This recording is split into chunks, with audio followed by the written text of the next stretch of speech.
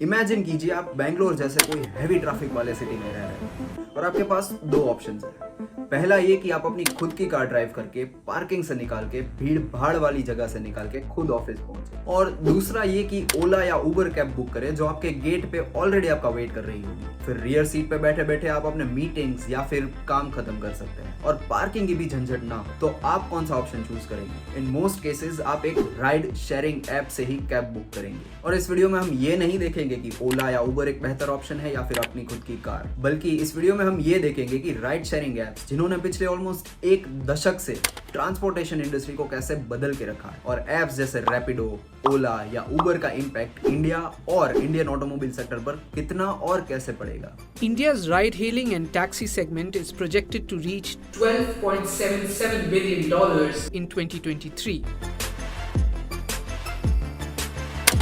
भारत में ride sharing apps की कहानी शुरू हुई थी 2013 से, जब ओला और उबर जैसी कंपनीज ने इंडियन मार्केट में एंट्री ली थी और ट्रांसपोर्टेशन मार्केट में रेवोल्यूशन लाया था।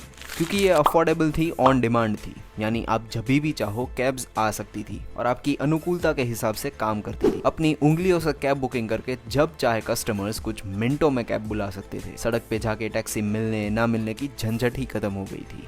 ये ऐप्स जल्दी ही पॉपुलर हो गई और ऐसे भारतीयों के साथ जुड़ी जो पब्लिक ट्रांसपोर्ट की परेशानियों और टैक्सी द्वारा लगाए गए हाई चार्जेस से थक चुके थे। लेकिन आज सच्चाई कुछ और ही है। इसके सिंपल यूजर एक्सपीरियंस, साथ ही ट्रांसपेरेंट प्राइसिंग और बिना रुकावट की बुकिंग प्रोसेस ने राइड शेयरिंग ऐप्स को टियर 1 और कुछ हद तक टियर 2 सिटी के ट्रैवलर्स ने इन्हें तुरंत ही हिट बना दिया था। ओला उबर ने इंडिया में रेवोल्यूशन कुछ इस तरह से लाया था कि एक देश जहां कार का मालिक बनना एक स्टेटस सिंबल की बात थी, वहीं इस माइंडसेट पर एक क्वेश्चन खड़ा कर दिया था। ये ऐप्स जो सस्ता और कन्वीनियंट सोल्यूशन लाए थे, उससे डेली ट्रैवलर्स 2 बार सोचने लगे थे कि क्या उन्हें एक नई कार लेने की जरूरत है भी या नहीं, क्योंकि अब लोग स्टेटस सिंबल से हट के प्रैक्टिकलिटी की बात कर रहे थे। राइड शेयरिंग ऐप्स कार के कंपैरिजन में कई फायदे देती है। पहले, ये गाड़ी खरीदना, मेंटेनेंस, इंश्योरेंस, पार्किंग से जो एक फाइनेंशियल बर्डन आपके ऊपर आता है, उसे खत्म कर देती है। और सेकेंडली, स्ट्रेस फ्री ऑप्शन भी ऑफर करती है, क्योंकि आपको सिटी के भीड़ भाड़ वाले ट्रैफिक में अपनी कार चलानी नहीं पड़ती,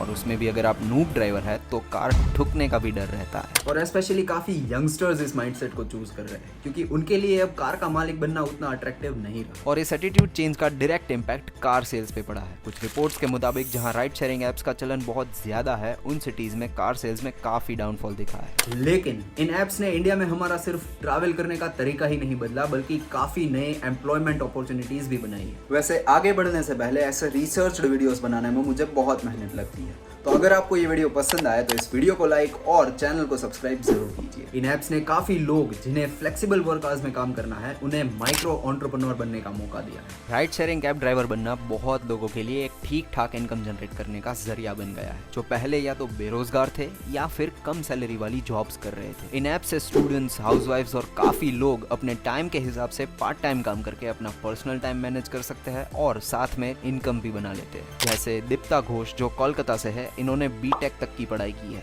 लेकिन फैमिली प्रॉब्लम्स के चलते इन्होंने कैब ड्राइवर बनने का सोचा और एक नई कार ली और कमर्शियल लाइसेंस हासिल करके 2021 में उबर के लिए कैब ड्राइवर बन गई। आज ये हर महीने 40,000 रुपए तक कमा रही है। इसके अलावा राइड शेयरिंग ने peer to peer car pooling को भी आसान कर दिया है, जिससे कलीग्स, दोस्त और पड़ोसियों के बीच राइड शेयरिंग का ज्यादा इस्तेमाल हो सके। इससे न सिर्फ रोड पे कम वाहन चलेंगे, लेकिन एक कम्युनिटी भी बिल्ड होगी। इन टैक्सी ऐप से पर्यावरण पर भी जो एक अच्छा इम्पैक्ट होगा, उसे भी अनदेखा नहीं किया जा सकता, क्योंकि ऑब्वियस सी बात है कि अगर ज्यादा से ज्यादा लोग राइड शेयरिंग करेंगे तो उससे सड़कों पे कम कार चलेगी और जिससे कम पोल्यूशन होगा और साथ में कार्बन एमिशन भी कम होगा, जिसके बारे में मैंने इस वीडियो में बात की है। और इसके अलावा राइड शेयरिंग कंपनीज ने पर्यावरण पर अपने कार्बन फुटप्रिंट को कम करने के लिए कई कदम उठाए हैं। कई कंपनीज ने अपने फ्लीट में इलेक्ट्रिक व्हीकल्स के इस्तेमाल को बढ़ावा देने वाली स्कीम शुरू की है। इलेक्ट्रिक व्हीकल यूज करने से राइड शेयरिंग ऐप्स का गोल है कि प्रदूषण को कम करना है और फॉसिल फ्यूल पर डिपेंडेंसी से भी मुक्ति पानी है। वैसे ये कदम भारत के रिन्यूएबल एनर्जी और सस्टेनेबल ट्रांसपोर्टेशन के गोल के साथ भी ठीक बैठता है। हालांकि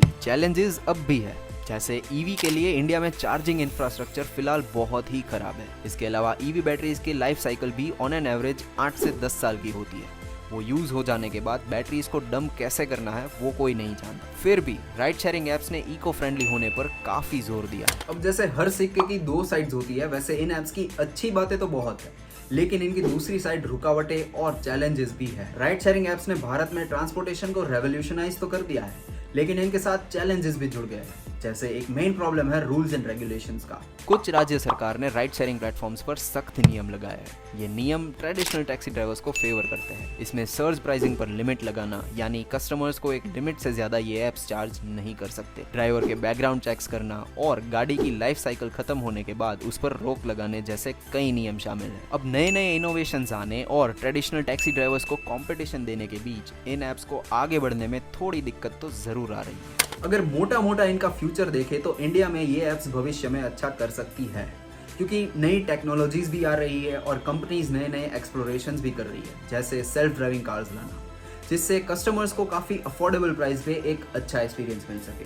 अंत में इस इंडस्ट्री ने कार मार्केट पर थोड़ा बहुत तो बुरा इम्पैक्ट किया है, लेकिन आप और मैं जो भी कहें, अगर इस इंडस्ट्री में फ्यूचर है तो वो तो बिल्कुल होने ही वाला है। अगर आपने ये वीडियो यहाँ तक देख लिया, मतलब आपको ऐसे वीडियोस पसंद है, तो नीचे कमेंट्स में बताइए कि अगले कौन से ऐसे रिसर्च टॉपिक पर आपको वीडियो चाहिए।